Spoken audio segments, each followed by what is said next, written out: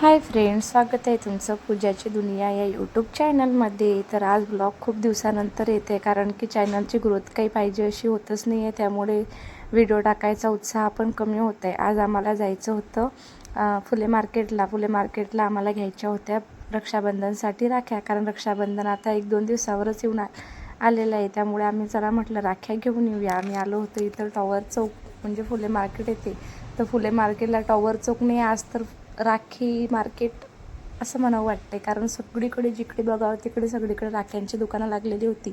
आणि जी राखी आम्हाला आवडायची त्या राखीमध्ये आम्हाला 6 पीस मिळत नव्हते, आणि ज्या राख्या खूप साऱ्या क्वांटिटीमध्ये होत्या त्या आम्हाला आवडत नव्हत्या. असं राख्यांचं खूप टेन्शन राहतं, बाबा कोणती घ्यायची, कोणती छान दिसेल.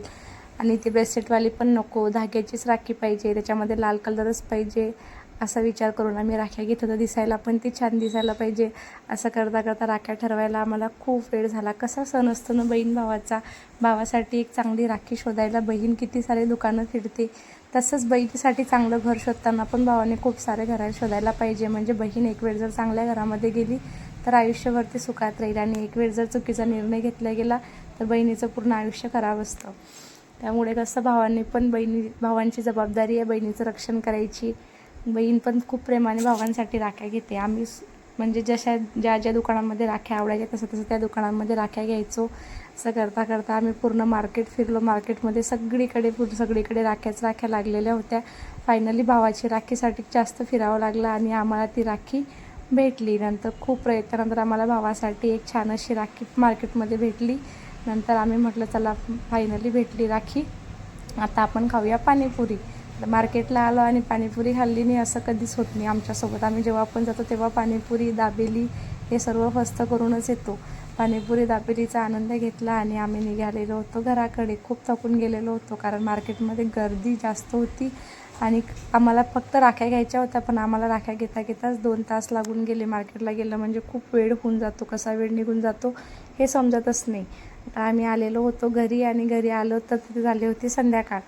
आता स्वयंपाक बनवायची पण काही इच्छा नाही, मग बाहेरूनच आम्ही आज चायनीज म्हणजे मंचुरियन आणलेलं होतं. तसं मला फारसं काही मंचुरियन वगैरे हे आवडत नाही, पण म्हटलं चला लेकरांना आवडतं, आपण पण थोडं फार खाऊया. आणि जास्त काही भूकही नव्हती पाणीपुरी खाल्ल्यामुळे. मग मस्त मंचुरियनची आम्ही पार्टी केली. माझ्या मुलात चालू होतं इथं गरम आहे मम्मा, तू मंचुरियन आणलं का? म्हटलं हो. माझा मुलगा आणि मुलगी हे पण खूप खुश झाले होते मंचुरियन. मी त्याला मंचुरियन भरवत होती कारण ते गरम असल्यामुळे त्याला खाता येत नव्हते. म्हटलं तू शांत बस, मी तुला आवडते मंचुरियन. तो मंचुरियन खात होता. माझा मम्मी मस्त आहे, टेस्टी आहे, यम्मी यम्मी. म्हटलं हा खा मग शांततेत, पण लेकरं कुठं शांत बसतात. आणि इथं माझ्या मम्मीचा उपवास असल्यामुळे पप्पांकडे पण बहीण, भाऊ आणि वहिनी तिघंच होते जेवण करणारे. त्यांनी पण बाहेरून जेवण म्हणजेच त्यांनी पण चायनीजच आणलेलं होतं. त्यांनी आणलेला होता ट्रिपल राईस, आणि त्यांचं काय असतं ते मंचुरियनचं सूप आणि ट्रिपल राईस त्यांनी आणलेला होता. माझ्या वहिनीला खूप आवडतं बाबा चायनीज, तिला सूप पण आवडतं, आणि त्यासाठी माझ्या भावाने स्पेशली वहिनीसाठी सूप आणलेलं होतं, आणि वहिनीसाठी भावासाठी त्यांच्यासाठी ट्रिपल राईस आणलेला होता. असं झालेलं होतं आमचं संध्याकाळचं रुटीन, संध्याकाळचा स्वयंपाक. आज स्वयंपाकाला सुट्टी होती. किचनला पण कधीतरी सुट्टी द्यायला पाहिजे महिलांना, म्हणजे तेवढाच त्यांना आराम भेटतो. रोजच स्वयंपाक, भांडे, कपडे हे रोजच महिलांना करायचे असतात. कधीतरी असा आराम पण द्यायला पाहिजे. तुम्ही पण तुमच्या घरी असं कधी बाहेरून आणून खाता का? ते नक्की कमेंटमध्ये सांगा, आणि चॅनलला सबस्क्राईब केलेलं नसेल तर आमची इथं चालली होती पार्टी, आणि मम्मीचा होता उपवास, तर मम्मीसाठी माझ्या भावाने आणलेलं होतं बदाम शेक. तर तिचं चालू होतं बदाम शेक ही बाटलीमध्ये, हे खूप दिवसाचं असेल, मग ही व्यवस्थित असेल का, हे चांगलं लागेल का?